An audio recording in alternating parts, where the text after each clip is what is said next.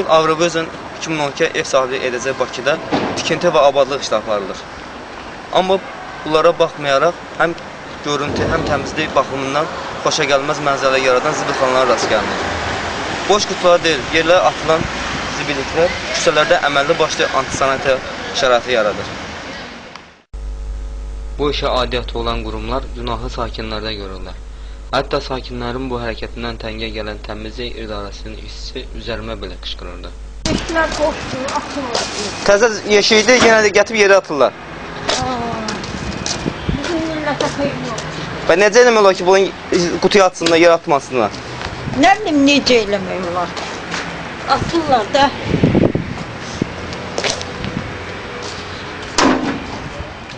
Bu bizə çox belə şey yaradır da, çətinlik yaradır. Biz kutulardan zibili yığmağımız daha sərfəli olardı ki, şəhərimizin gözəlliyi bizim üçün gözəllikdir. Yəni biz xəstəlik yaradır yerə töküləndə, it pişik dağıdır bunları, hamısını çox bərbad halda görsənir şəhərimiz.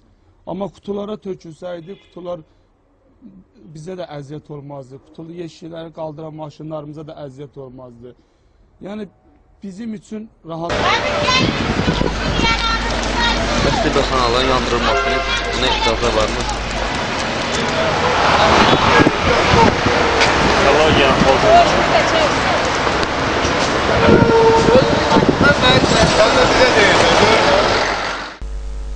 Ramin Həsənli, Aynes.